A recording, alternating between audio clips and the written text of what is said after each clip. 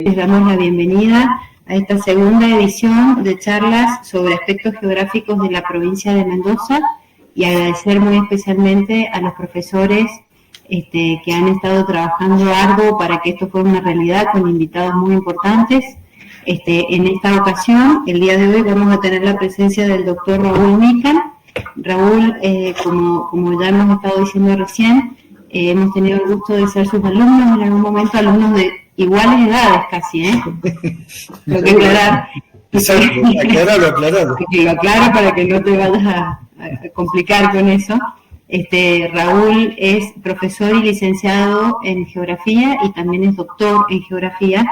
Tiene un conjunto de antecedentes muy importante. Ha sido becario del Consejo de Investigaciones de la Universidad Nacional de Cuyo, es investigador categoría 1 en el programa de incentivos docentes de la misma universidad, es evaluador de CONICET, cuenta con más de 50 publicaciones en libros, capítulos y artículos de revistas, es un formador muy importante de recursos humanos, dirige tesis de distintas especialidades y también está a cargo de la Secretaría de Posgrado de la Facultad de Filosofía y Letras, que eso es un enorme compromiso y un gran trabajo que realmente se lleva con mucho cariño, pero realmente es todo un trabajo muy enorme que tiene muchísimas implicancias, ¿no? Porque en esto de formar recursos de posgrado empieza la facultad a devolver a la sociedad en forma de conocimientos y de personas especializadas un nuevo servicio que ojalá mejore la calidad de vida. Así que bueno, también tiene un conjunto de distinciones muy importantes, Raúl, como ciudadano ilustre de la ciudad de Mendoza, Orden Domingo Faustino Sarmiento y nominado Premio Raíces en la provincia de Mendoza, y otras tantas cosas, ¿no?, que podríamos decir.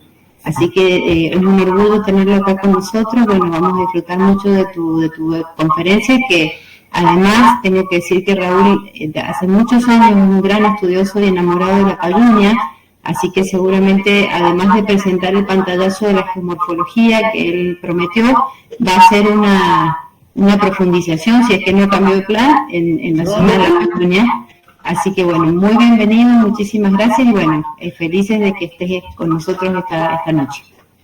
Bueno, muchísimas gracias a vos, Nico, Claudia, por esta invitación y poder compartir este momento con ustedes, que como acabas de decir, los que estamos en esta ciencia y somos fanáticos de la geomorfología, siempre nos encanta un espacio para poder contar, mostrar, difundir y responder preguntas, ¿no es cierto?, sobre el tema del relieve, y especialmente de Mendoza, ¿no?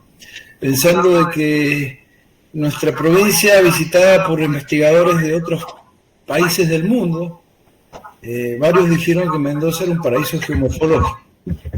De ahí que realmente para los que nos dedicamos a esta disciplina ha sido una bendición nacer en esta provincia, porque tenemos como si fuera el libro abierto por lo que estudiamos en la facultad. Así que bueno, les agradezco esta oportunidad. Si quieren, empiezo directamente para que después tengamos espacio para preguntas y no se haga tan tarde. He tratado de ajustarme a la hora, pero bueno, si me paso un poquito, discúlpenme. Sí, no hay problema. A ver, voy a hacer la presentación. Ahora sí.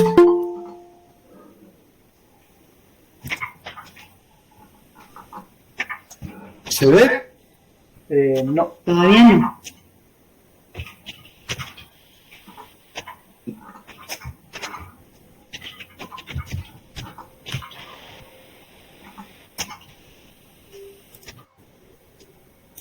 ¿Ahora? Todavía no. O yo por lo menos no lo veo. ¿Nico, vos la ves? No se ve. No. Uy, recién se ve. Empezamos con el otra vez compartir.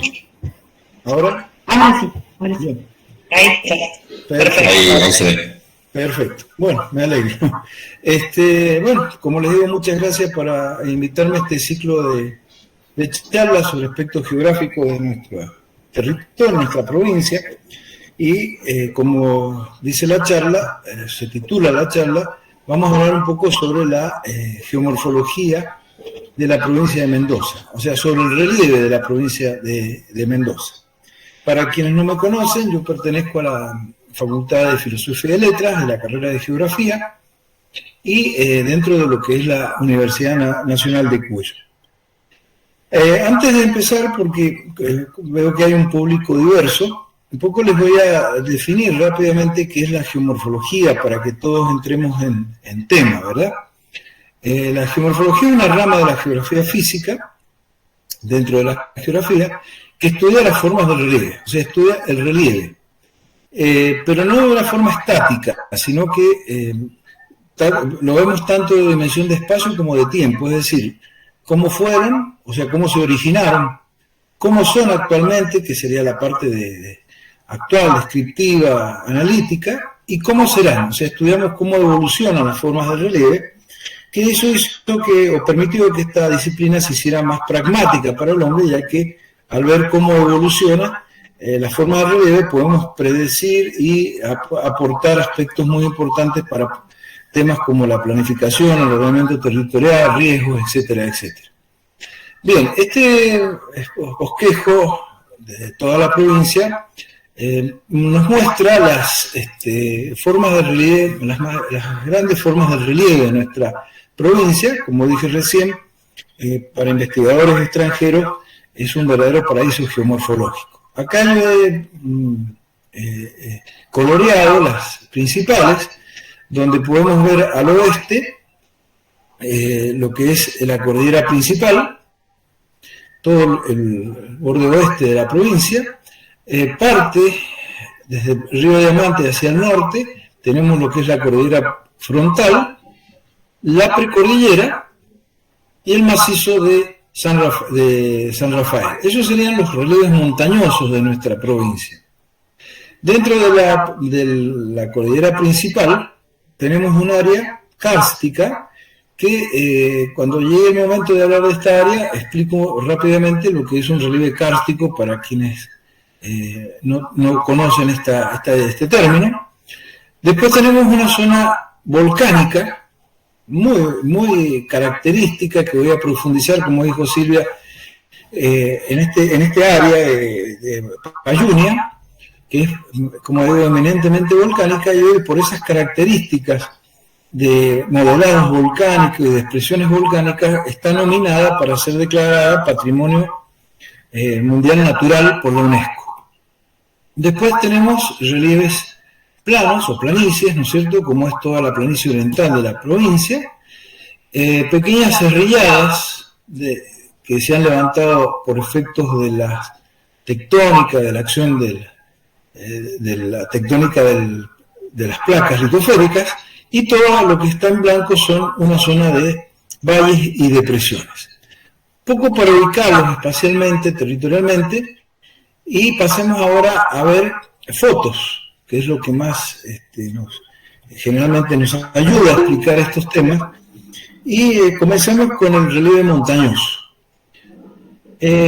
Como dije recién, nosotros tenemos dos grandes cordones montañosos, que es la cordillera frontal y la precordillera. Estos dos grandes cordones montañosos son los más inmediatos o vecinos a la provincia de Mendoza, a la ciudad de Mendoza, que tienen una particularidad, ambos cordones montañosos. La precordillera es en nuestra provincia se le denomina este cordón que estamos viendo, donde se ve la foto de la destilería de Luján.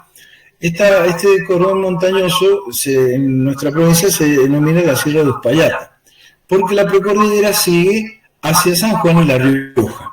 Es un cordón montañoso bastante extenso y termina justamente en el río Mendoza, que prácticamente coincidiría con el límite de la fotografía hacia la izquierda. Atrás tenemos la cordillera frontal, también, ¿no es cierto?, un macizo montañoso que se extiende desde el río Diamante hacia el norte, sigue en la provincia de San Juan, y en nuestra provincia se separan tres grandes bloques. El que vemos acá en foto, que es el que generalmente divisamos desde la ciudad, es lo que se llama el Cordón del Plata, el bloque central. Hacia el sur tenemos el Cordón del Paramillo y hacia el norte el Cordón del Tigre.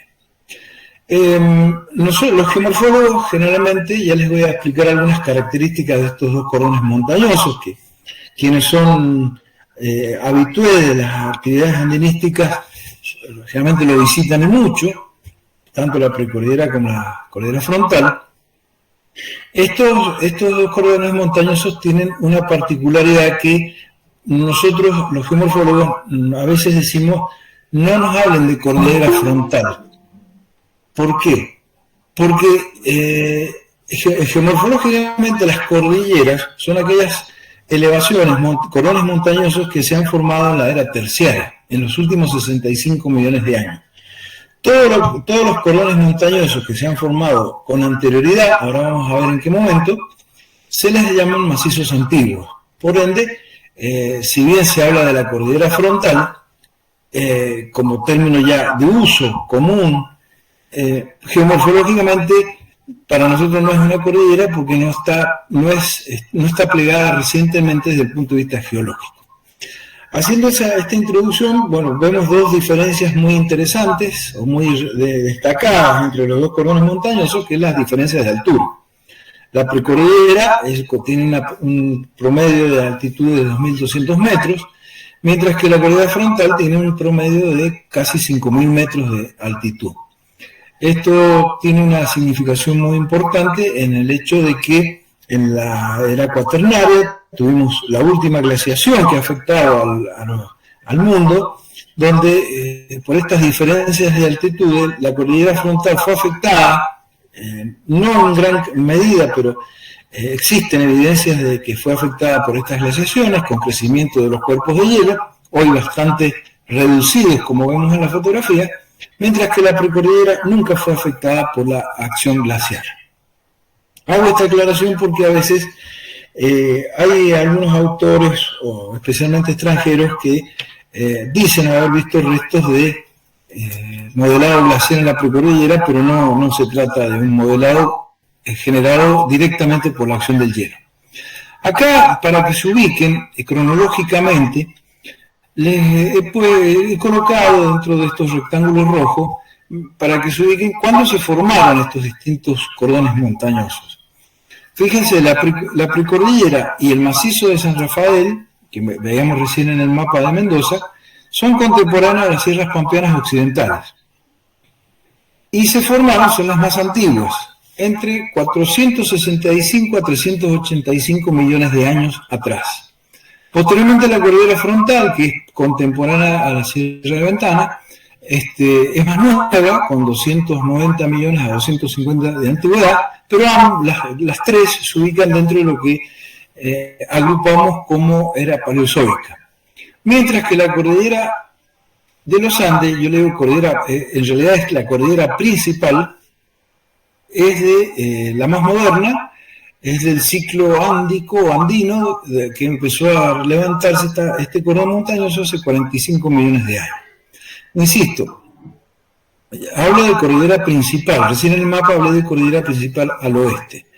El término cordillera de los Andes es un término de uso general, pero que involucra al cordón principal, a la cordillera frontal y a la precordillera, pero en realidad, insisto con esto, los geomorfólogos, el término cordillera se ascribe únicamente a los cordones montañosos que se han formado en los últimos 45 millones de años y que todavía tienen acciones de elevación.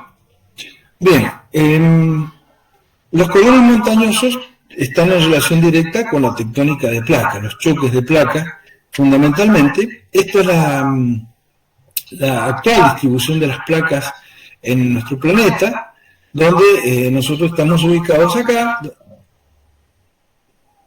justamente entre el choque de la placa oceánica de Nazca y la placa sudamericana. ¿Por qué les muestro este mapa? Para que ustedes vean de que en esta configuración actual de distribución de las placas litosféricas y por el choque de Nazca y Sudamericana, únicamente se formó la cordillera del límite o principal, que es la que marqué en el mapa al oeste, y su denominación de límite porque justamente por su divisoria de aguas va el límite con Chile. La cordillera frontal y la precordillera se formaron, como vimos, mucho tiempo antes, donde la distribución de las placas litosféricas era totalmente distinta. Así sería más o menos cómo era la configuración de distribución de placas cuando se formó nuestra precordillera y la cordillera de frontal. Nosotros ahora estaríamos más o menos por acá. También hubo choque de placas continentales con oceánicas, pero con una distribución totalmente diferente de los continentes. Esto está dentro de lo que se llama la teoría de la deriva continental. Digo esto porque a veces uno piensa de que todo siempre fue igual, ¿no es cierto? Que las placas se han distribuido siempre de la misma manera, que los corones montañosos se iban formando con la misma distribución de continentes. No, ocurrieron en épocas muy disímiles en cuanto a edad y con una configuración de la superficie terrestre o la distribución de las placas litosféricas totalmente distinta ahora. El mecanismo fue el mismo, choque de placas que levantó estos corones montañosos en distintos momentos. Pero, ¿por qué le decimos a la precordillera de la cordillera frontal macizo antiguo? Que es como lo conocemos geomorfológicamente. Porque esto vimos que se formó en el Paleozoico, pero después han pasado muchos millones de años donde esta precordillera se fue erosionando prácticamente a convertirse en una llanura y después se sobrelevó cuando se plegó la cordillera principal. O sea que estos macizos antiguos han tenido una evolución de elevación, erosión y sobrelevamiento. De ahí que sus rocas, las que ustedes generalmente escalan o visitan, son rocas muy antiguas, paleozoicas. Ya vieron, estamos hablando de 500 millones de años o más. Son rocas muy antiguas, pero la forma, o sea, el sobrelevantamiento, la forma actual de la precordillera es nueva como edad de forma, porque se sobrelevó en los últimos 65 millones de años. Sé que para la escala humana a veces esto es difícil de entender, pero geológicamente hablando, 65 millones de años para acá es reciente. Por ende, esto es una forma, desde el punto de vista geomorfológico, nueva, en materiales muy antiguos. Bien, la precordillera, como ustedes ven, por más que tenga rocas muy duras, consolidadas, ustedes ven las laderas como especie de cortes, de pequeños acanalamientos, o mejor dicho, grandes acanalamientos, que es la acción del agua. Lógico, estamos en un ambiente seco, con precipitaciones violentas, cambios de temperatura acusados, amplitud térmica, y todo eso va colaborando para la erosión actual de la precordillera, que como les dije, nunca fue afectada por las glaciaciones. La frontal tiene la misma evolución que la precordillera, es una montaña que se eleva en la era primaria, en la era paleozoica, se erosionó y se elevó mucho más alto que la precordillera, y fue afectada por la acción del hielo durante entre el último millón de años y hasta hace 10.000 años que terminó la gran glaciación en el mundo. También está compuesta por rocas muy antiguas, como la glaciar, y en este momento su evolución, como decía en la definición, está por la acción de algo de hielo, de lo que hablamos nosotros en geomorfología, decimos el periglaciarismo, o sea, grandes cambios de temperatura que van erosionando, van desgregando, van erosionando la roca y van tomando nuevas formas, pero esa es un poco la historia evolutiva de la cordillera frontal. Acá vemos esto para quienes son habitués en Vallecitos, seguramente lo habrán visto. Son restos de la acción glacial que afectó la cordillera frontal. Los glaciares que actuaron acá en la cordillera frontal no llegaron a los piedemontes de la frontal, pero sí se desarrollaron en el interior de sus valles. Como podemos ver, esa forma rugosa es hielo que está cubierto por los materiales que van deslizando de la ladera, que es lo que se conoce como glaciares rocosos. En la cordillera frontal van a encontrar muchos de estos glaciares rocosos que son testigos de una época más fría, con glaciares que avanzaban, hoy son glaciares que se están derritiendo y van siendo cubiertos por el material que cae de la montaña, que se desprende de esta montaña por las condiciones de erosión actuales. Diferente a la cordillera principal, donde tenemos el Aconcagua como gran representante, la cumbre más alta de América. Esta es una cordillera nueva, comenzó a formarse hace 65 millones de años, activa, tectónicamente activa, donde fue muy afectada, con una altura promedio mayor a 5.000 metros, fue muy afectada por las glaciaciones, y vemos, testigo de esto, como podemos ver en la foto, estas superficies rugosas que se ven acá adelante, como estas zonas más elevadas, verdosas, también erosionadas por el agua, son depósitos dejados por los hielos durante la última glaciación que, como dije, se desarrolló empezó hace 1,5 millones de años atrás y terminó hace 10.000 años antes del presente. Entonces, hoy no los vemos esos glaciares, pero dejaron sus testimonios a través de estos depósitos o la erosión que generaron en las laderas.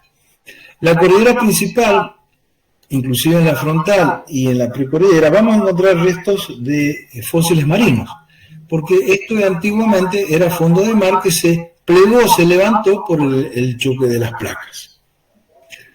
La cordillera principal tiene una característica muy particular en Mendoza, que de Tupungato hacia el norte no tiene volcanes, y de Tupungato hacia el sur tenemos volcanes. Acá tenemos el volcán Tupungato, que es un poco el que marca este límite, un volcán hoy inactivo. ¿Y por qué ocurre esto? Por un problema, siempre le echamos la culpa a las placas, porque las tienen. La placa oceánica hacia el norte de Tupungato se introduce bajo la continental, bajo nuestro territorio, por un problema que se llama subducción, a muy bajo ángulo, casi horizontal. En cambio, hacia el sur de Tupungato se introduce muy vertical, a más de 30 grados, y eso hace que al descender rápidamente hacia las profundidades del planeta, se funda. Y esa magma que se genera por la fusión, por la fundición de la placa, después asciende en forma de actividad volcánica. Justamente lo que ven en este sector, dice zona no volcánica, es la zona norte de Tupungato hacia el norte en Mendoza, que no tenemos vulcanismo, tenemos sismos. Por supuesto, al ser la placa mucho menos, el ángulo de subducción mucho menor en el norte, no tenemos vulcanismo, pero tenemos sismos mucho más destructivos, porque son superficiales. Hacia el sur son más profundos, no tanta liberación de energía, pero tenemos el vulcanismo. Esa sería la explicación de por qué al sur de Tupungato, en la cordillera principal, tenemos volcanes interesantes, importantes, como el volcán Maipo, activo, o en el sur, en Malargüe, el famoso conjunto del planchón petróleo-azufre, también activo, que generalmente, especialmente el petróleo, nos hace acordar que está activo por pequeñas erupciones que ha tenido en los últimos años.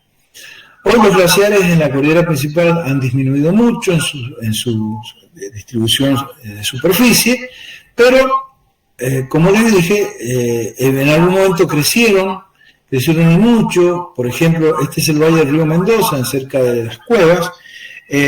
Acá los hielos descendieron hasta Punta de Vacas. Hoy no están, pero nos dejaron valles modelados en forma de U o artesa, como vemos en la foto, y esto ocurre en todos los valles de Mendoza en alta montaña. Tienen estas formas de U, o cuna o artesa que evidencian que por acá pasó el hielo, como estos depósitos, que son las morrenas. En todos nuestros valles, en las partes altas, donde hoy no hay hielo, sí estuvieron, modelaron y acumularon material que transportaban, y eso se conoce como morena. De ahí que hemos podido, o se ha podido, ¿no es cierto?, afirmar esto, inclusive se ha podido también identificar que el hielo no solamente avanzó una vez y se retrocedió, sino que avanzaba, retrocedía, avanzaba, retrocedía. Hay otras formas que se las menciono rápidamente, como glaciares rocosos fósiles, valles colgados, que muestran que la cordillera principal estuvo muy moderada por el hielo, porque algunas de estas formas no aparecen en la frontal, con formas mucho menores en tamaño que las del principal. También en la principal tenemos glaciares rocosos, muy activos, y cuando terminó la glaciación, el hielo que presionaba las laderas al desaparecer, las laderas por así decirlo, se aflojaron y se generaron grandes derrumbes que hoy vemos, por ejemplo, en las cuevas, en Punta de Vaca, que consecuencia también de la finalización de este proceso de enfriamiento global. Las laderas de la cordillera principal también actualmente están siendo erosionadas por la acción del hielo, de la nieve, de los cambios de temperatura, etcétera, que la siguen modelando ya no por el hielo, sino por lo que decimos un ambiente periglacial. Hacia el sur, para terminar con el tema las áreas montañosas, los cordones montañosos, tenemos el macizo de San Rafael. En algunas publicaciones ustedes van a encontrar que se habla del bloque de San Rafael. Yo no coincido porque en realidad son 3 bloques. El macizo de San Rafael está compuesto por 3 bloques, uno del norte, que vemos lo que ahí marco como penillanura, es la superficie de erosión.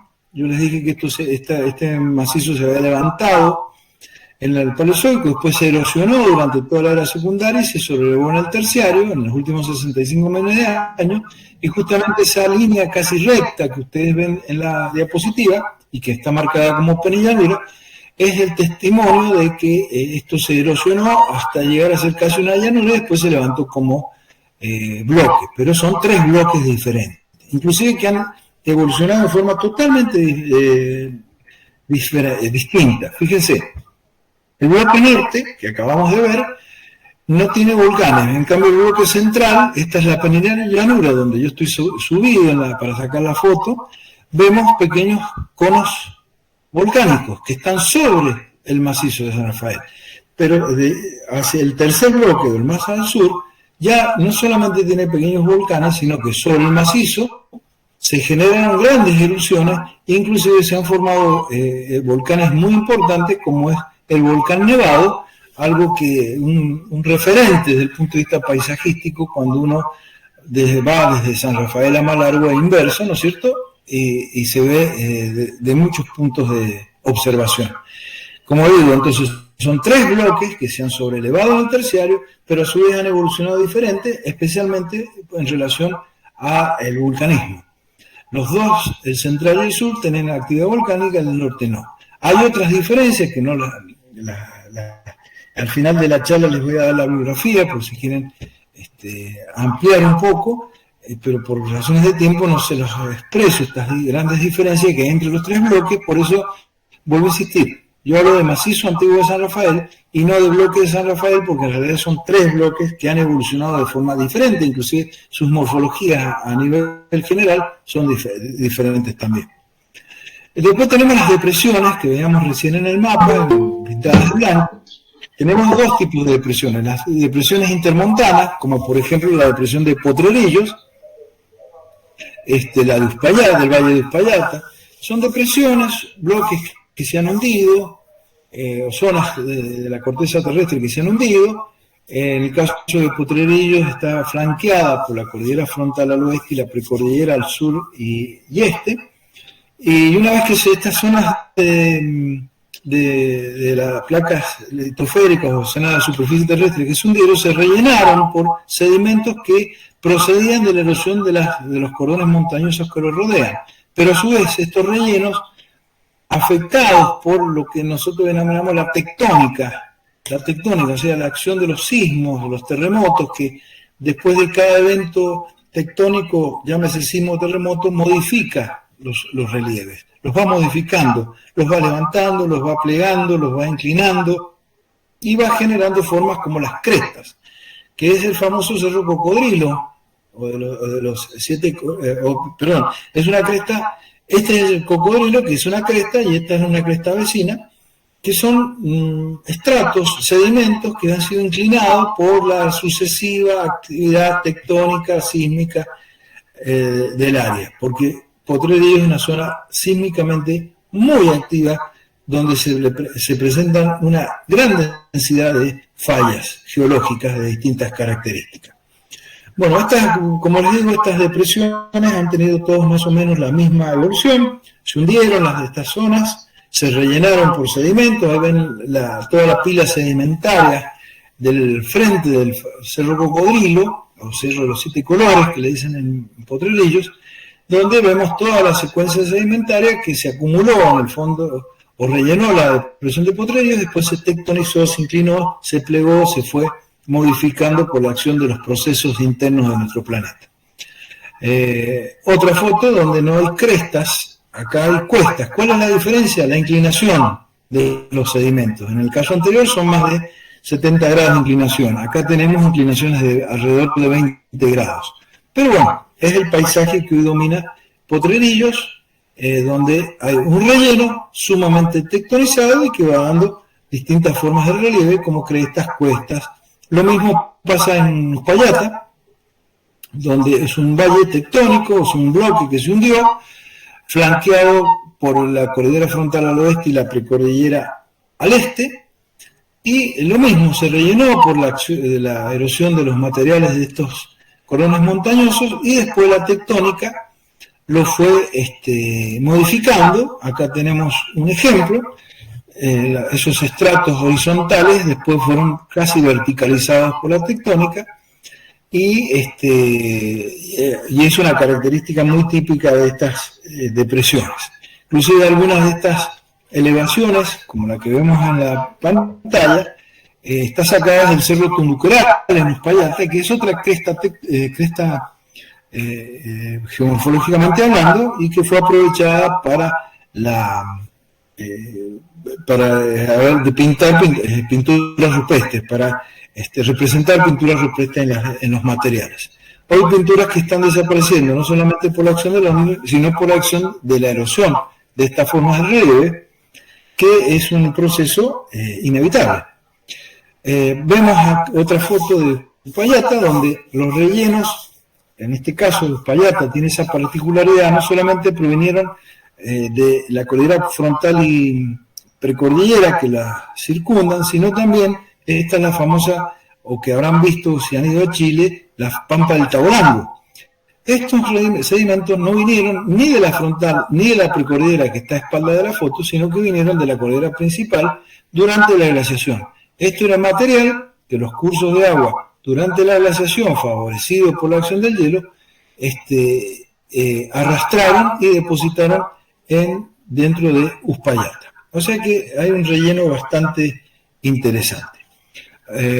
Para terminar, permítanme hacer observar cómo la cordillera frontal vemos lo mismo que recién veíamos en el macizo antiguo de San Rafael, estas penillanuras que atestiguan de que esto fue erosionado casi como una llanura y fueron levantados en forma de bloques durante el Terciario. Hay otras depresiones que se les denominan preandinas, como la depresión norte de Mendoza, de la ciudad de Mendoza, la famosa depresión de los Huarpes, donde está el Valle de Uco, que también, como el caso anterior, son bloques que se han hundido, zonas de la superficie hundidas por la tectónica y que están flanqueadas por corones montañosos. En el caso de Mendoza por la precordillera al oeste, y en el caso de la depresión de los Huarpes por la cordillera frontal al oeste, ya que, como les dije, la precordillera termina hacia el sur en el río Mendoza. En el caso al oeste de Mendoza, y pasa lo mismo que en el oeste de Malargüe, entre la precordillera y esa depresión preandina existe una zona de transición que es el piedemonte, que en el caso de Mendoza y de Malargüe también tiene la característica de que es un piedemonte en glacis. ¿Qué son los glacis? Son superficies de erosión inclinadas, erosión realizada por el agua a raíz de las grandes precipitaciones torrenciales de verano, no solo a través de varios miles de años de acción, por supuesto, que, como ven en la foto, fue moldeando estos espacios, estas planicies inclinadas o relieves aplanados inclinados, que es lo que conforma el piedemonte, los piedemontes andinos, y que están formados por glacis. Vuelvo a decir, son superficies de erosión inclinadas. Ahí vemos en detalle cómo la parte superior del material, del sustrato, está prácticamente como limado, ¿no es cierto?, como homogeneizado por la acción del agua erosiva que fue modelando toda esta zona de piedemonte. Como les digo, pasa lo mismo en Malargüe. Sin embargo, estos planos inclinados continuos por ahí están interrumpidos por crestas o los sedimentos inclinados a más de 70 grados, a veces llegan a la verticalidad y les denominamos hot back, que esto es muestra de que en los piedemontes, después de los glacis, siguió trabajando tectónica, y estos son formas de relieve que se han generado, como estas serrilladas también, por acción de la tectónica, pero posteriores a la formación de los glacis, que se dieron fundamentalmente durante la era cuaternaria. O sea, en el último millón de años se fueron modelando los glacis. Pasemos a los relieves planos o planicies, ¿no es cierto?, como son las planicies orientales de Mendoza, donde, bueno, acá hay el relieve, en algunos casos es propio, natural, y en otros casos es, como decimos, artificial, o sea, inducido por la acción del hombre. Acá hay muchos campos de dunas, por ejemplo, que se han generado no por condiciones naturales, sino por la tala, o favorecidos por la tala que hizo el hombre de la vegetación, como vemos acá, vegetación natural que fue sumamente afectada a través de la tala, de quemazones, de extracción, que generó, ¿no es cierto?, grandes espacios sin protección. Esta foto un poco es para graficar que las condiciones de vida a veces en estas planicies son duras, ¿no es cierto?, fundamentalmente por las dificultades que tienen de encontrar agua. Pero bueno, al paisaje de estas planicies orientales lo que domina son los campos de arena. Es arena. Acá tenemos el curso del río Mendoza, en la zona de la Valle, muy cercana al pueblo de San José, en la Valle, en el Encón, o también cercanos al Encón, donde el cauce está totalmente cubierto de arena porque no lleva agua, y la arena es el agente modelador más importante de estas planicies orientales. Lógicamente, dentro de las formas de relieve que más nos impresiona, nos llama la atención desde el punto de vista científico, turístico, de turismo ecológico, son las dunas, ¿no es cierto? Las dunas, que en este caso es una foto tomada en los Altos Limpios, en la Valle. Justamente este es uno de los campos de dunas, o ERG, le llamamos en geomorfología, o se le denomina en geomorfología ERG, que estas dunas no existirían si no hubiera sido por la intervención del hombre. El hombre, al deforestar, permitió que grandes acumulaciones de arena se removilizaran por el viento, especialmente cuando corre el viento sonda, o el pampero del oeste, o la sudestada, y se removilizaron y empezaron a formar dunas. O sea que si no hubiera habido tala, no estarían estas dunas. Hay otros campos de dunas más al sur, cerca de San Rafael, Alvear, que esos son de condiciones totalmente naturales. ¿En qué nos damos cuenta? Y que hay distintos tipos de dunas, pero hay una duna muy particular que son las parabólicas, que son se forman por la acción del hombre a través del sobrepastoreo o la deforestación. En cambio, y en la Valle predominan las parabólicas. En los otros campos naturales aparece otro tipo de dunas, que son las barjanas o medialunas, que son totalmente de formación natural. Pero bueno, era para aclarar un poco por qué uno dice que los Altos Limpios es un relieve artificial. Mencioné recién que en la zona de la cordillera frontal, en el sur, especialmente en el departamento de Malargüe, aparece un relieve kárstico. ¿Qué es un relieve kárstico? En el planeta y en esta zona de la valla existen grandes mantos de caliza, de la roca caliza, rocas que tienen mucho carbonato de sal, que con contacto con agua ese carbonato se disuelve. Entonces comienzan a generar formas de relieve muy particulares que aparecen en el sur de Mendoza. Por ejemplo, las famosas dolinas. Seguramente esta foto la reconocen, que es el Pozo de las Ánimas, que es una dolina formada por disolución kárstica. Lo que pasa es que hay distintos tipos de dolina. Ustedes ven acá en el título que hablo de dolina de colapso. Bueno, un proceso es como que el fondo de la dolina se derrumbó porque el sustrato se disolvió. Por eso es un relieve kárstico. Tenemos otras dolinas. Acá tenemos una vista muy bonita, aérea, con el bucle de los Pozos de las Ánimas, que son dos en realidad.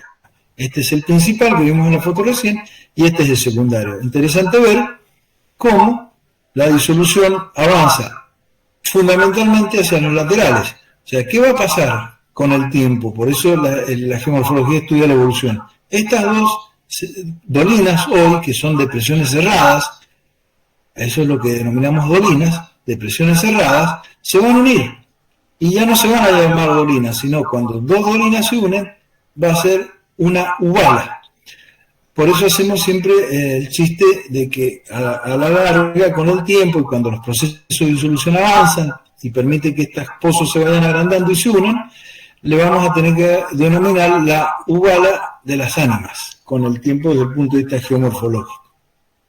En Malargüe, como por ejemplo en el Valle del Río Salado, hay muchísimas dolinas, estos son los molles. Hay otras dolinas que le llamamos las animitas porque ven que tienen más o menos la misma morfología y los procesos de formación han sido iguales. El famoso pozo, la laguna de la Niña Encantada, que es otro tipo de dolina, es un derrumbe por disolución del sustrato kárstico que se derrumbó, pero se llevó consigo una colada de lava que cubría la caliza, entonces genera un pozo, una dolina, una depresión cerrada, pero rodeada de lava, de una colada de lava vieja que se derrumbó junto con la caliza por los vaciamientos del sustrato por disolución. Otras dolinas aluviales aparecen, o otras dolinas tipo aluviales aparecen cerca de las leñas.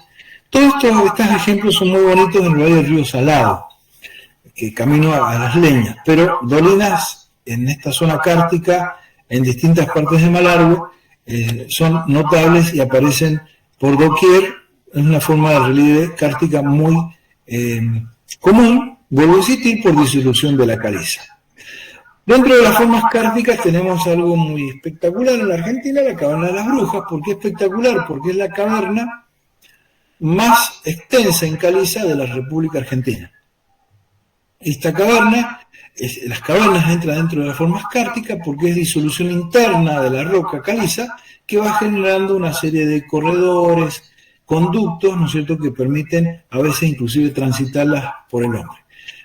Es una caverna que se ha hecho mucha actividad científica, espeleogénesis, espeleología, perdón, y tenemos la suerte en la Facultad de Filosofía y Letras que durante 10 años la estudiamos y hoy también es la caverna más estudiada de Sudamérica. La caverna, para quienes no la conocen, para ubicarlos, esto es Bardas Blancas, que bordea el Río Grande, y a Bardas Blancas se llega por la ruta 40, que después sigue hacia Neuquén.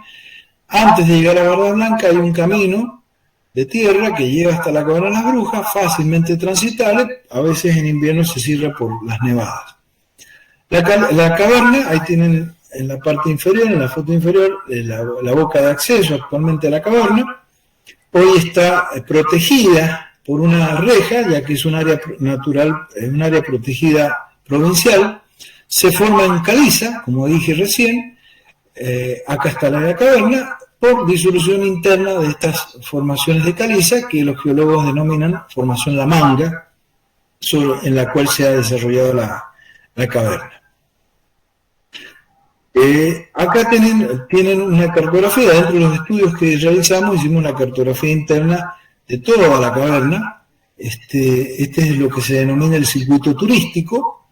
Hoy no se hace completo, se llega hasta acá, porque justamente con los estudios descubrimos en este sector que hay una especie de estalactitas muy particulares, muy raras en el mundo. Por eso se limitó el ingreso público debido a la degradación que estaba teniendo la caverna.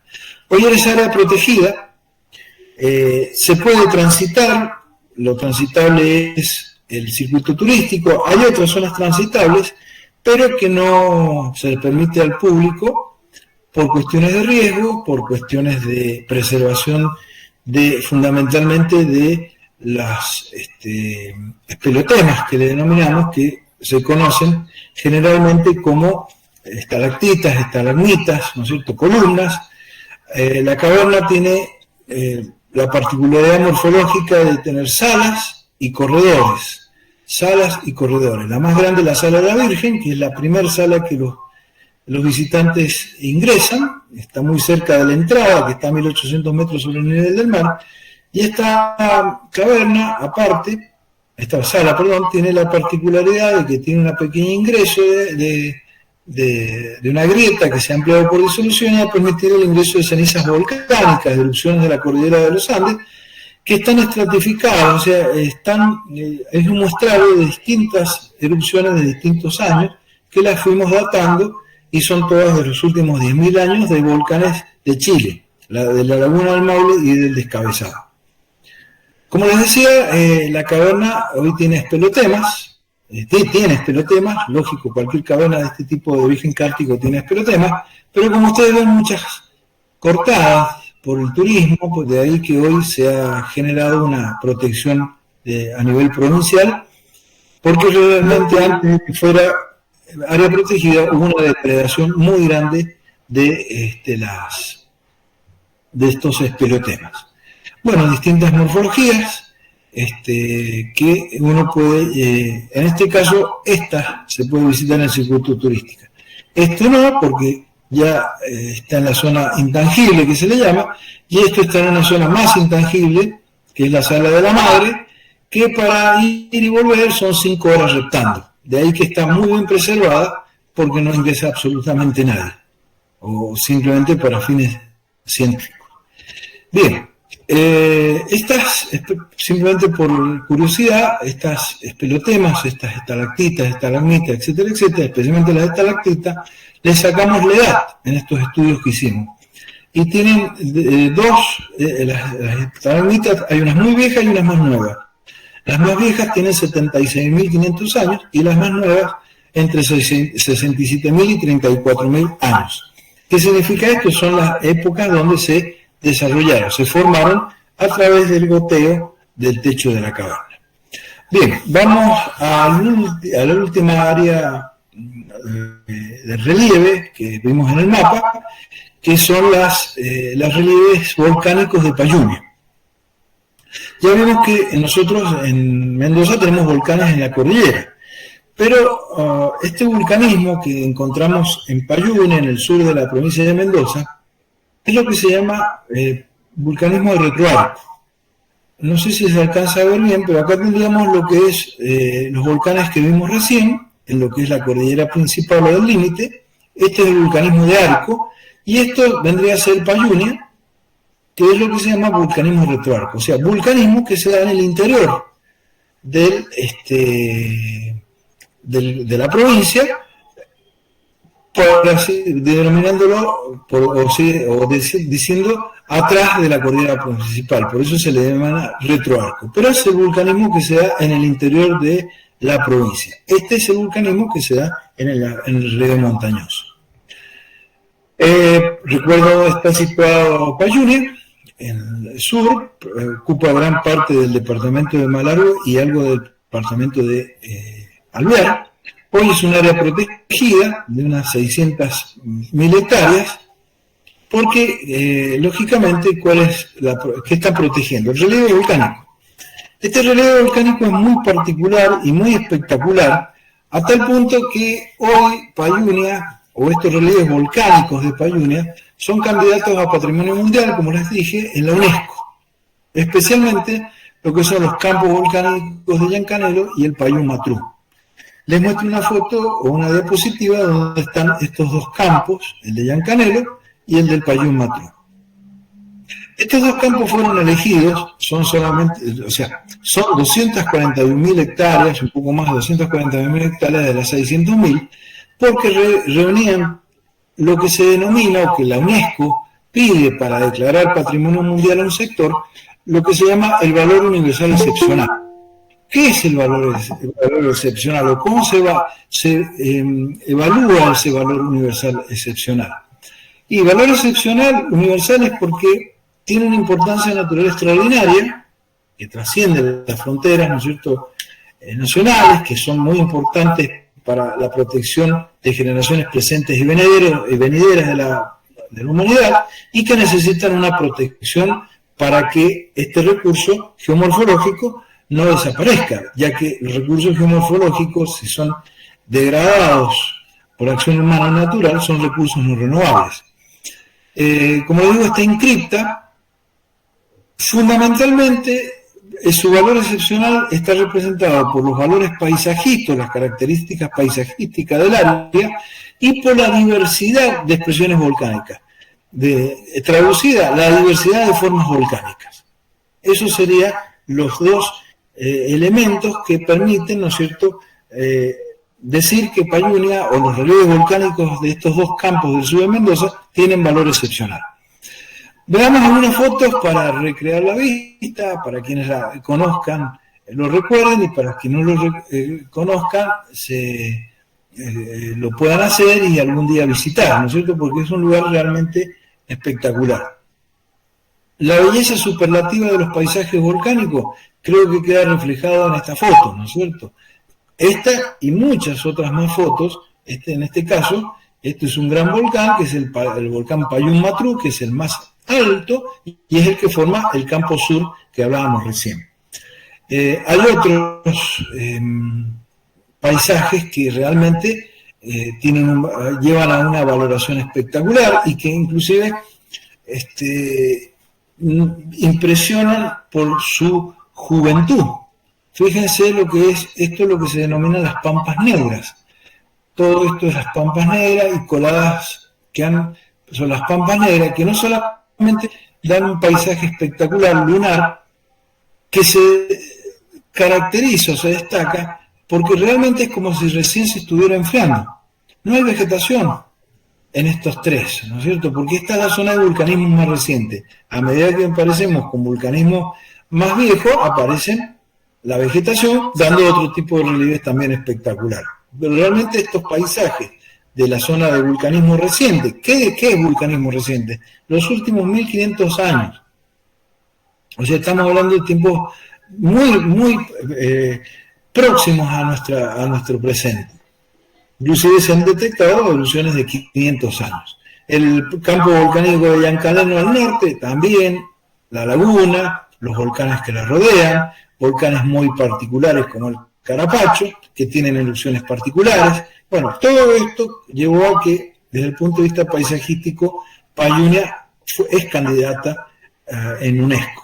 Otros de zona de paisaje, adosada a una forma de relieve muy particular, es la famosa pasarela que está en la ruta 40 cuando uno va hacia el sur o viene del sur y atraviesa el Río Grande en un punto que se llama la pasarela, donde el Río Grande, nuestro curso de agua más caudaloso de la provincia, ha cortado una cola de lava que, según las dataciones que realicé, tiene 23.000 años, esa cola de lava.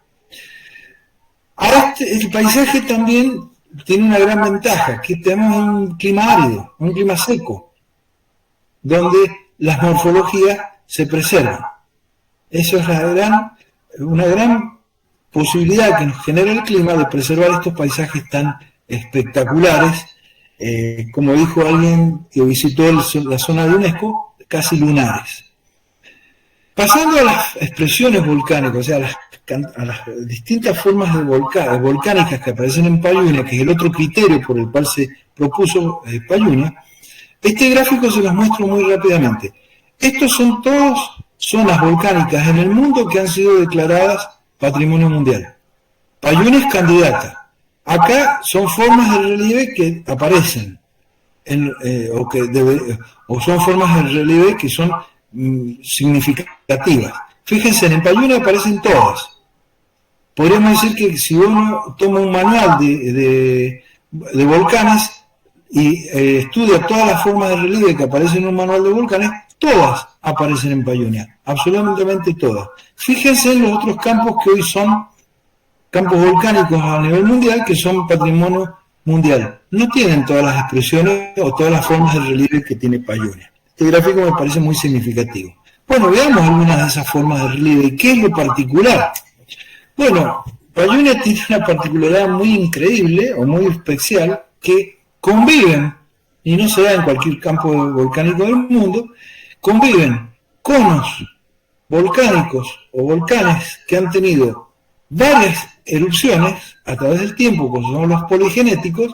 El caso de este volcán, que se llama Payún Liso, un punto de referencia paisajística con más de 4.000 metros, ¿no es cierto?, dentro de Payunia, y otros conos volcánicos, volcanes que se llaman monogenéticos. ¿Por qué? Porque tuvieron una sola erupción en su vida y no van a volver a tener más erupciones. Entonces conviven estas dos características: volcanes que han ido creciendo en altura porque se han ido acumulando materiales de distintas erupciones, y por otro lado, volcanes que hicieron una sola erupción, parecida inclusive a la que hoy vemos en La Palma, pero no van a volver a tener nunca más actividad. Las erupciones en Payunia tenemos lo que se llama las erupciones efusivas. ¿Qué son esto? Emiten fundamentalmente coladas de lava, ríos de fuego, como hoy vemos en Palma, ¿no es cierto? Pero a su vez conviven, o Payunia en los campos, acá tenemos otro tipo de erupción efusiva, pero con la particularidad que no sale de un volcán, sino de una grieta, o sea, son las erupciones fisurales, pero conviven con erupciones explosivas. Toda esta mancha negra, que son las pompas negras, son materiales piroclásticos, materiales emitidos por una erupción explosiva de este volcán. Otro tipo de erupciones muy interesantes, también explosivas, que aparecen en Payunia y que no se dan en todos los campos volcánicos del mundo, son las hidromagmáticas. Es agua subterránea que la lava al ascender entran en contacto, produce una especie de ebullición, como si fuera la pava, ¿no es cierto?, cuando la hacemos hervir, y genera erupciones hidromagmáticas particulares, muy particulares, y nos dejan volcanes como el volcán Carapacho o el Malacara, hoy muy visitada turísticamente, no solamente por su génesis, sino por el modelado actual que tiene, y los turistas, van recorriendo esta especie de pasadizos que se van elaborando dentro del cono del Malacara. Pero esta también fue una erupción hidromagmática. Las coladas efusivas, o las erupciones efusivas, nos generan coladas de lava, como dije recién. Algunas son coladas de lava básicas, como vemos acá, pero en Payunia conviven las básicas. ¿Qué características tienen estas? Son muy fluidas y pueden recorrer grandes distancias. Hay una colada de lava en Payunia que ha recorrido 100 kilómetros, ha llegado hasta La Pampa. En cambio, hay otras que conviven con lavas ácidas que recorren muy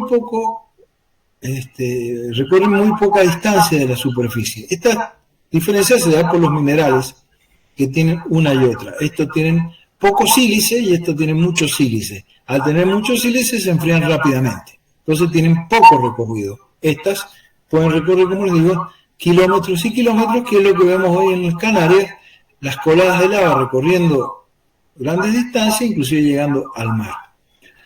Esto les llama mucho a UNESCO la atención. Una colada básica que se caracteriza por estos colores oscuros, porque es una roca particular que se llama basalto, y una lava ácida que viene de otro volcán, prácticamente chocando o prácticamente casi encontrándose, y acá pasa el camino del circuito turístico. Esto es muy llamativo, que prácticamente se encuentren lavas de distintas características, o sea que tenemos volcanes vecinos con distinto comportamiento. Y también es interesante, dentro de las expresiones volcánicas, que el relieve nos permita ver o demostrarle a la UNESCO que el relieve nos permite ver cómo evolucionan estas formas de relieve, especialmente los grandes volcanes de Payunia. Este es el Payún Matrú. La línea roja está indicando cómo era el volcán antes, en el Pleistoceno, antes de la caldera. ¿Qué es la caldera? Ya lo vamos a ver. Este volcán, el Payún Matrú, que sería acá, antes de la caldera, antes de una gran explosión que tuvo y que generó esta depresión circular, generó, acá tenemos la falla que veíamos recién y la básica que se emanó de acá, se generó, ¿no es cierto?, hacia la parte oriental, la aparición de muchos conos adventicios o parásitos, que le decimos. Esto no es común, no es muy común. No que aparezcan conos adventicios, sino la cantidad. Son todas esas manchas naranjas que ustedes ven en la diapositiva, son conos adventicios. ¿Qué significan? Que el volcán Payún Matrú tiene una chimenea central, pero tiene otras chimeneas laterales que ha permitido la salida de lava y generación de erupciones. Esto tampoco es muy común en otros campos volcánicos. Y más aún le llamó la atención a UNESCO que conseguimos sacar la edad, conocer la edad de estos conos del campo oriental. Tienen 6.900 años. Posteriormente vino la caldera. Como les digo, es esta depresión casi circular que destruyó parte del volcán. Uno piensa, cuando se produjo la gran erupción que generó esta caldera, una erupción tipo como vemos en la televisión, que generó una nube de materiales de 20 o 25 kilómetros de alto, esa gran erupción generó esta depresión y uno piensa que el cono fue explotado, fue expulsado. No, en realidad el cono se hundió dentro de la cámara magmática. O sea, el cono, esa línea roja que yo marqué anteriormente, está dentro de la cámara magmática y dejó en superficie la depresión. ¿Esto cuándo ocurrió? ¿O qué ocurrió? Acá tenemos una foto de la caldera, donde tiene una laguna, algo muy importante para los habitantes de la zona. Esto fue una gran erupción que generó nubes ardientes o flujos piroclásticos que se esparcieron en forma de anillo en todas las direcciones, hacia todos los puntos cardinales. ¿Y cómo sabemos eso? Porque todas las erupciones que generan nubes piroclásticos depositan una roca que se llama ignimbrita, que es lo que ustedes ven acá.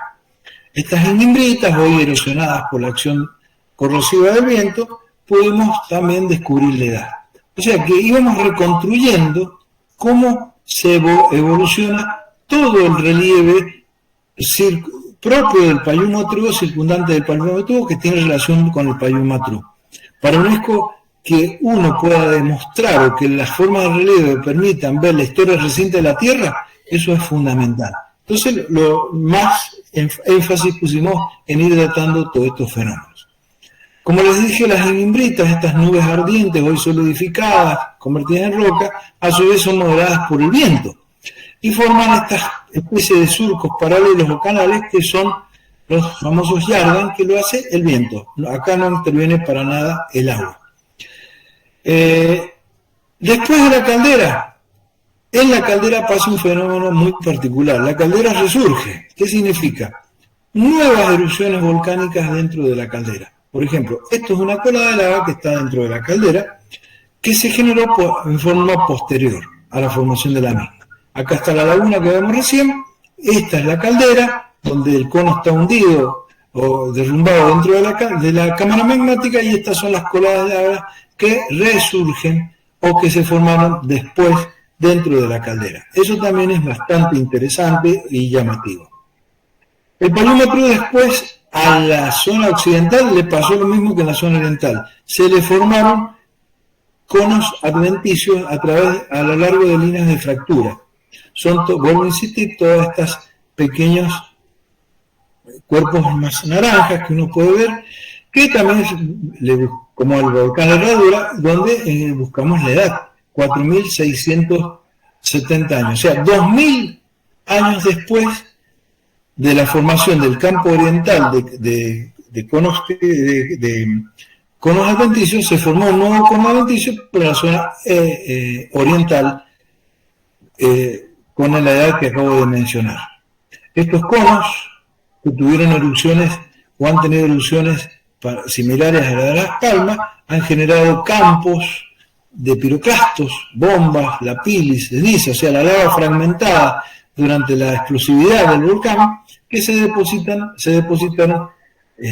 muy cerca. Posteriormente de que ocurrió esto, el Matruh despertó nuevamente. Esto le llamó también mucho la atención a UNESCO. Después que formó sus dos campos orientales y formó su caldera, volvió a despertar, como les dije recién, con nuevas lavas y nuevas erupciones explosivas, que generaron de nuevos depósitos como pomes, que se les extrajo o se les pudo conocer la edad de 3.700 años.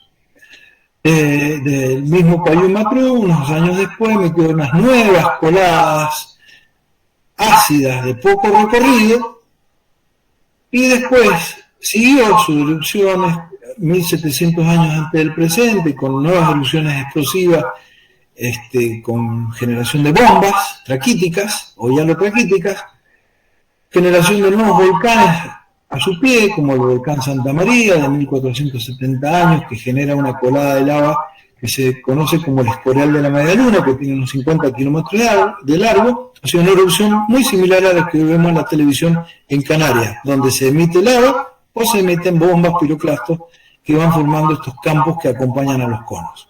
Y la última erupción, o las últimas erupciones, en este campo del Payún-Matru, relacionadas con el Payún-Matru, fueron las de hace 500 años, que generaron las Pampas Negras, que entre los volcanes que permitieron estos depósitos está el Morado Sur, y otras coladas también ácidas desde hace 445 años antes del presente. O sea que en ese momento habían ya pueblos originarios en la zona. Deben haber visto estas erupciones.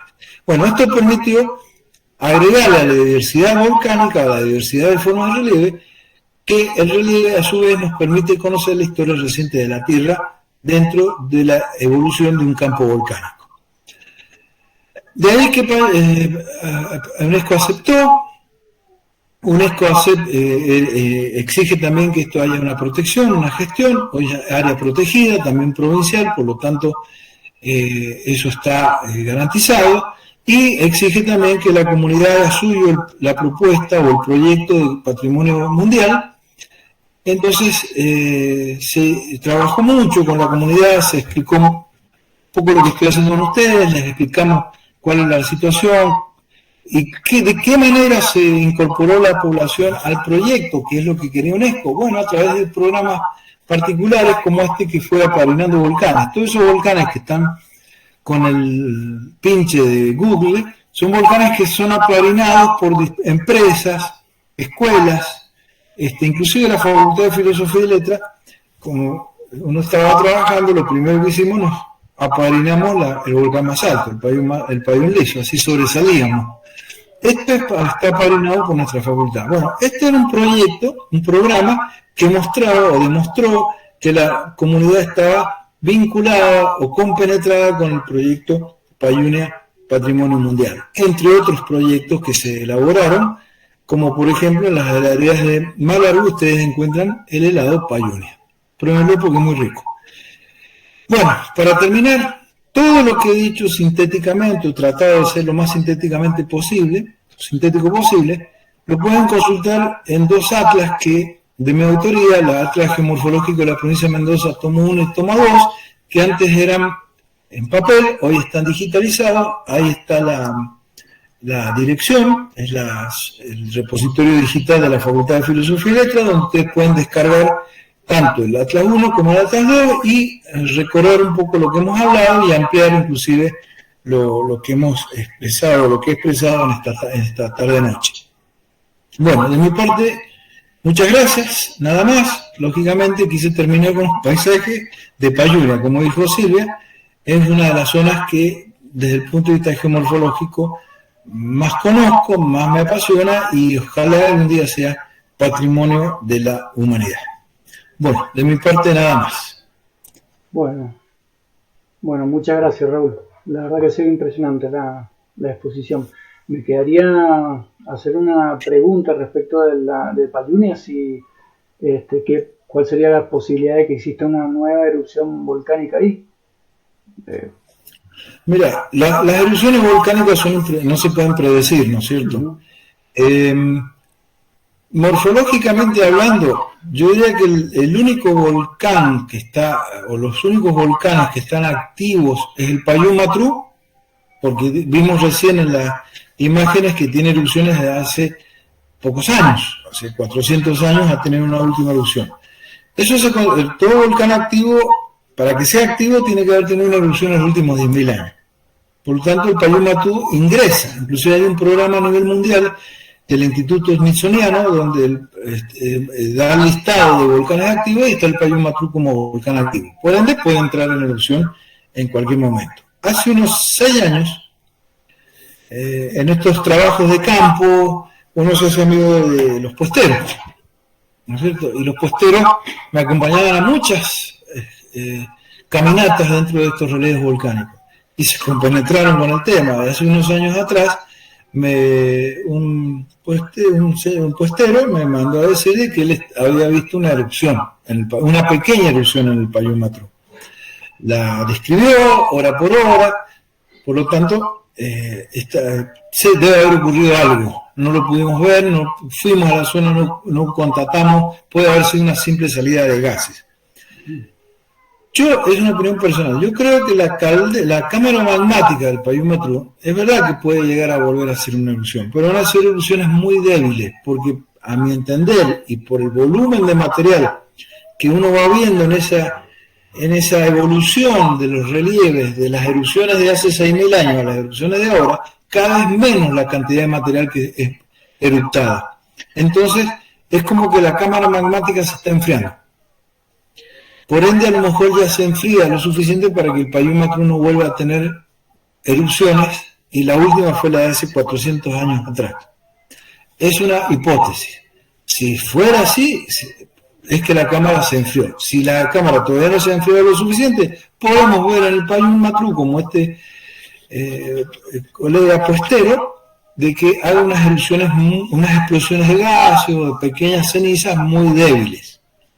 Hay otros volcanes que pueden entrar otra vez en erupción, como el Morado Sur, el Morado Norte, porque tienen erupciones de 1000 años, 1500 años. Entonces está la posibilidad, y no son monogenéticos, o sea que pueden volver a tener otras erupciones. Los monogenéticos no vuelven a tener erupciones porque su chimenea queda taponada por la misma lava que generó la erupción, el basalto. Entonces es como si fuera un corcho que no lo pueden movilizar más porque no tienen grandes erupciones explosivas. Pero ese sería el panorama posible, ¿no es cierto? Desde el punto de vista de las definiciones, bueno, el Payún Matrú es activo, el Santa María es activo, el Morado Norte y Sur son activos. ¿Por qué? Porque han tenido erupciones en los últimos 10.000 años. ¿Pueden volver a tener erupciones? Sí. Siempre y cuando las cámaras magmáticas estén todavía con la suficiente temperatura y provisión de magma para recargarse, por así decirlo. O sea que hay una posibilidad. Pues puede ser que se dé, puede ser que nunca más veamos una erupción ahí si se han enfriado las cámaras. Bien, bueno, gracias, profesor. Vamos a ver entonces en los mensajes, a ver si alguien tiene alguna pregunta. Si no, si quiere formularla también por acá, activa la mano.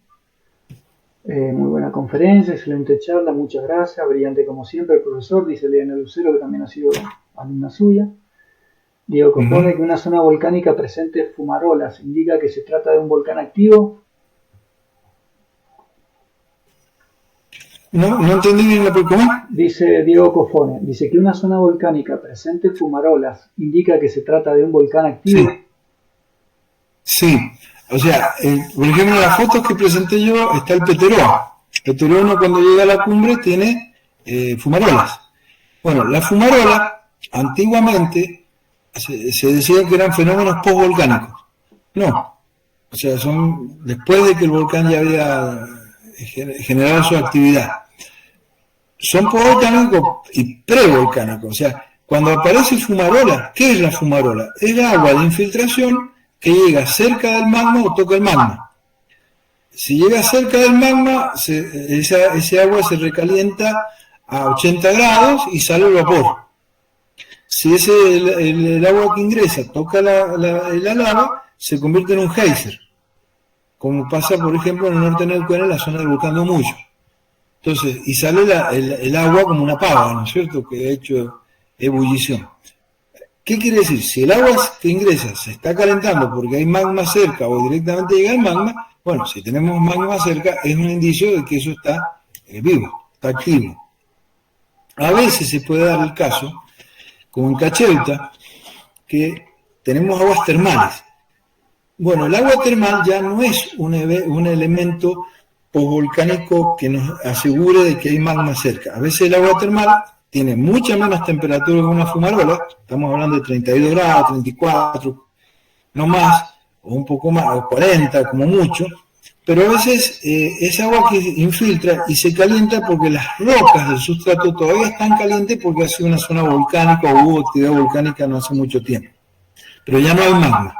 Entonces, cuando uno encuentra agua termal, posiblemente ya estamos pensando que hay un recalentamiento en rocas que hay de una zona donde fue activa, pero que ya no hay magma. Ahora, cuando ya tenemos fumarolas o géiseres principalmente, es que el magma está muy cerca. Por ejemplo, en el Domullo, en el norte de Neuquén, hay géiseres permanentes. O sea, no es como el geyser de Yellowstone, que se apaga y de golpe explota, sale el agua impulsada. No, esto es tan permanente.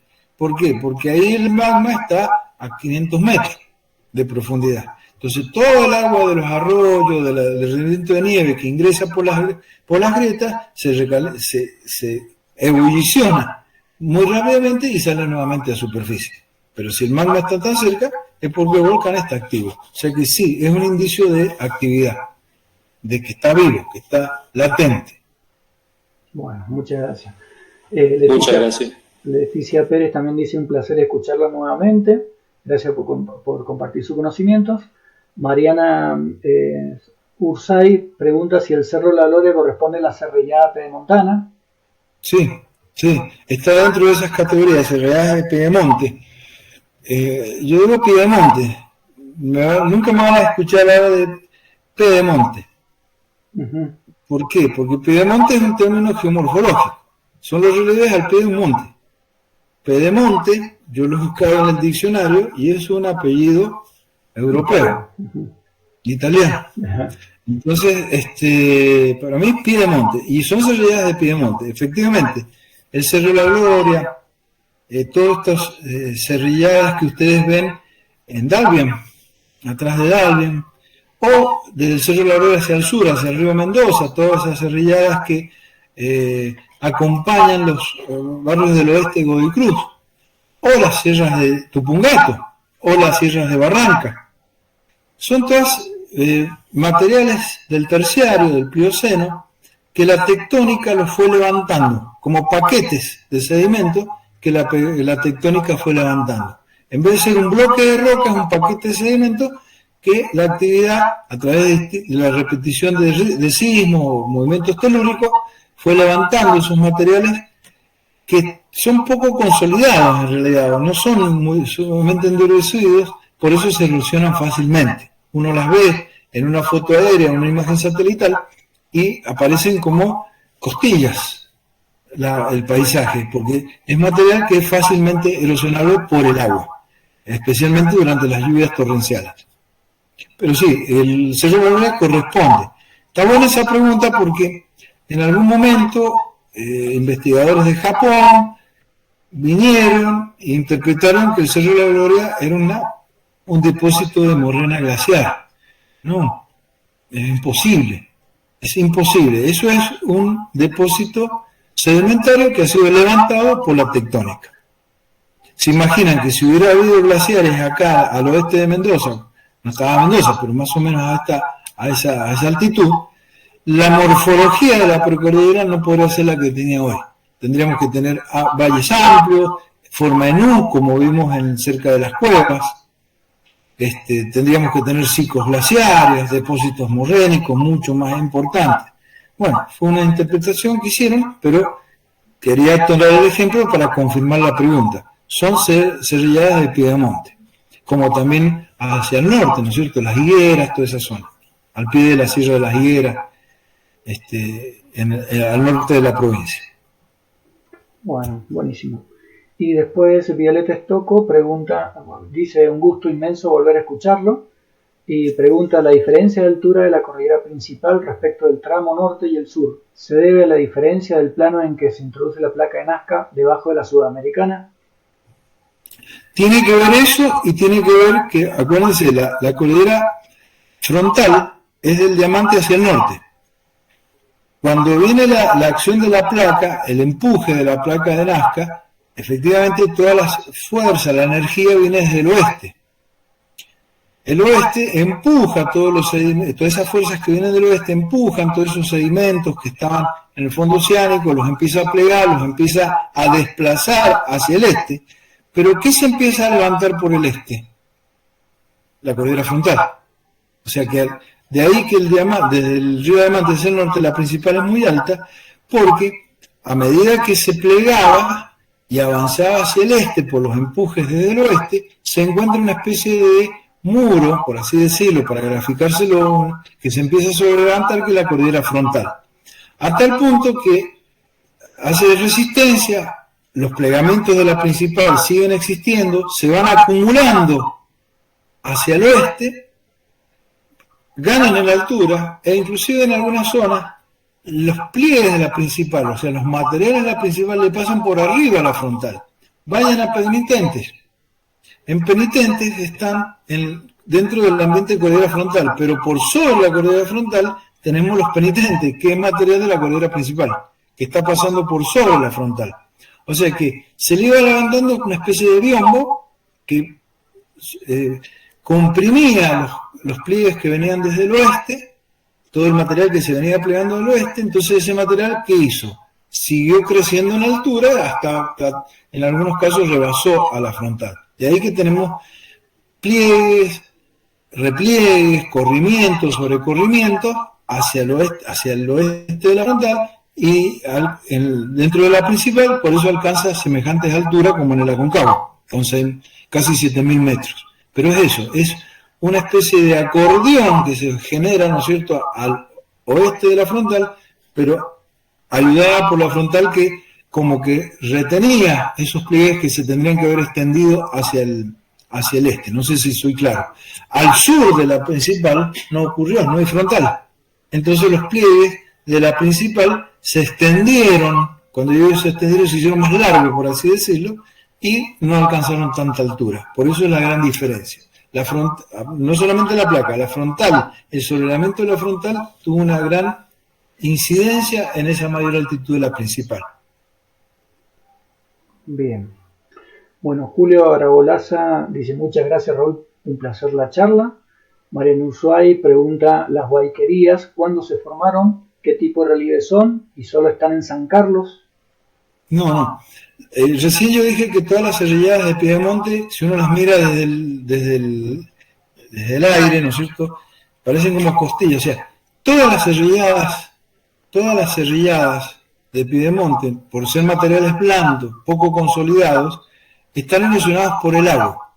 Esa erosión es lo que se llama la erosión concentrada, que me va marcando como especie de canales, surcos, ¿no es cierto?, que en geomorfología le llamamos cárcavas, barrancos, etcétera, etcétera. Todas las serrilladas tienen lo que en Mendoza denominamos huayquería.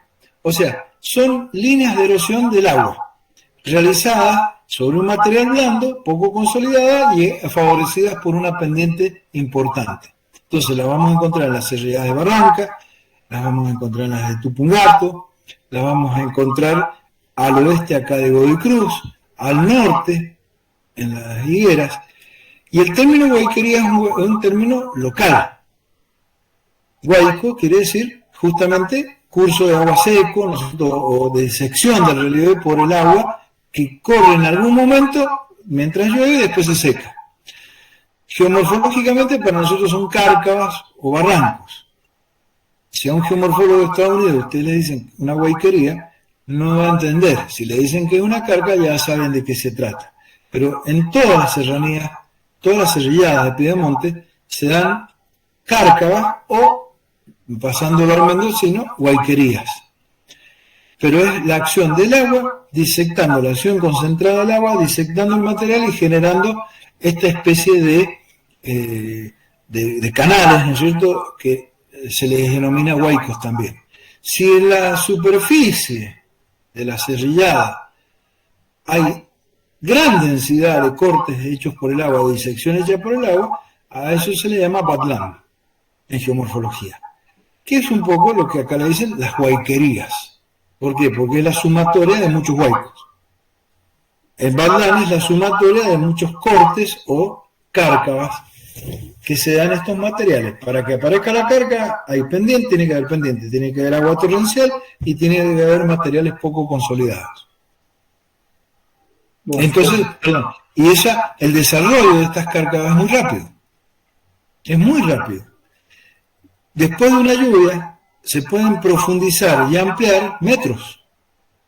O sea que es una evolución muy rápida.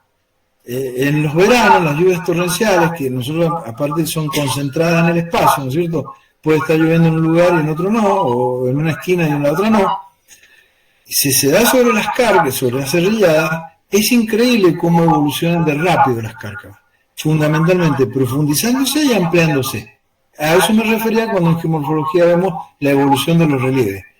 ¿Qué va a pasar en el futuro con ese relieve? De ahí que estos materiales o estos relieves que evolucionan tan rápido, para el hombre no tienen mucha utilidad para actividades agropecuarias, de urbanización, etcétera, etcétera. Bueno, gracias por la explicación. ¿Alguno tiene alguna otra pregunta?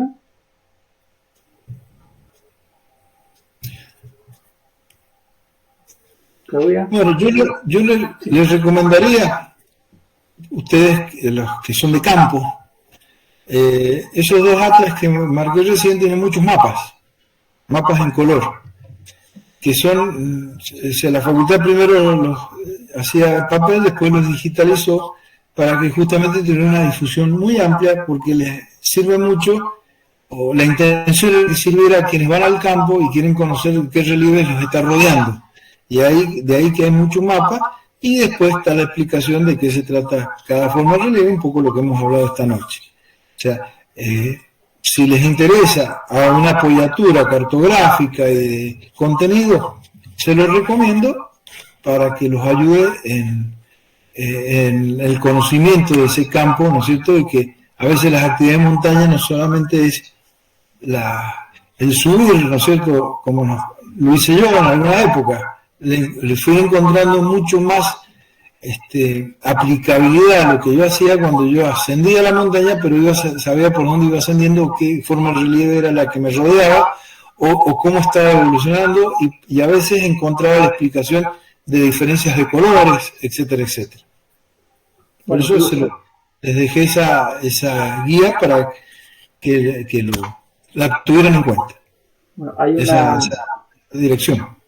Quería agregar que había una similitud entre las dolinas del relieve kárstico y los termokars que se dan en los glaciares de escombro, los glaciares rocosos, en cuanto a su proceso de formación. Claro, lo que pasa es que uno es frío y el otro es disolutivo, ¿no es cierto? Y son distintas génesis. Justamente los termokars se dan por un sobrecalentamiento, no por una disolución. O sea, la cubierta, ¿no es cierto?, especialmente si son rocas oscuras, genera un sobrecalentamiento en el hielo que está abajo y se genera una especie de pozo de agua, ¿no es cierto?, que son los termokars. En esto es una disolución. Las morfologías son parecidas, pero los procesos son un poquito diferentes. Bueno, ¿alguien tiene alguna otra pregunta? Bueno, entonces, Claudia, ¿querés agregar o preguntar?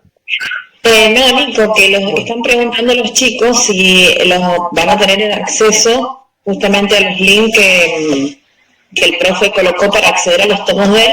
Y bueno, ya lo están compartiendo, pero de todos modos, recuerden que las charlas, ¿sí?, están grabadas, todo el material, y el profesor amablemente nos va a compartir, que seguramente te lo irá a pasar a vos, a Silvia, lo vamos a subir a la plataforma. Igual que la charla también lo vamos a subir a la plataforma del canal de YouTube del instituto, ¿sí?, para que ustedes tengan acceso.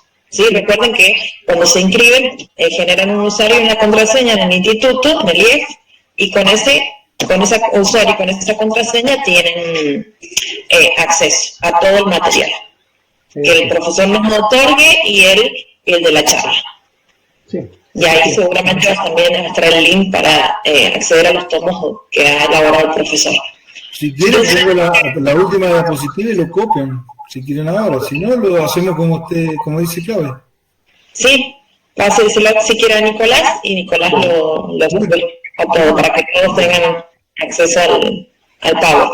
Profesor, de mi parte, agradecerle muchísimo su tiempo, su predisposición, y bueno, ha sido un placer escucharlo como siempre. No, yo les agradezco muchísimo el espacio, el interés, la participación y la posibilidad de, como digo yo, de despuntar al vicio, que es hablar del relieve, ¿no? Y obvio, sí, que es lo que nos gusta, los que somos de la geografía, ¿no? Exacto, y los que somos de campo. Sí. Porque vamos mucho al campo, ¿no? Muy Sí, bien. la verdad que ha sido una charla hermosa. Siempre ha sido un gusto escucharlo, desde siempre. De hecho, Bueno. toda mi formación ha sido gracias a las clases que he tenido con usted. Bueno, y los ascensos en montaña siempre ha sido comparando libros con observaciones ahí en el terreno. Y bueno, siempre uno recuerda sus clases, sus recomendaciones. Así que gracias por la formación. Me alegro mucho, una satisfacción que los conocimientos hayan quedado. Sí, seguro, seguro. Y son Bueno, transmitidos a las nuevas alumnas. Y además nos viene bien para refrescar también ciertas cosas. Bueno, por eso un poco se fueron estos atlas, ¿no? Para que ayudaran. Y se hizo con esa intención, porque es la única obra de relieve de Mendoza, en 2 tomos. Ahora estoy preparando otro, pero ese ya se llama el patrimonio genealógico. Ah, buenísimo. No vamos a tener acceso seguro. Bien. Sí, Bueno. me falta un poco, me falta bastante todavía. Bueno, muchas gracias, Raúl. Muchas gracias a todos los participantes. Gracias a los alumnos de la Escuela IE, gracias a los alumnos del IEF y gracias a los alumnos de Geografía de Mendoza que también están participando en la charla. Gracias, profesor. Siempre un gusto escucharlo. Recordar que nos quedan 3 charlas más, ¿sí? La próxima, el 13 de octubre, de Climatología Argentina, el 20 de octubre, la de Arqueología en Ambiente de Altura, y la del 27 de octubre, que sería la última charla, la de Flora y Fauna de Mendoza. Así que los invitamos a que se sumen a esas siguientes charlas. Perfecto.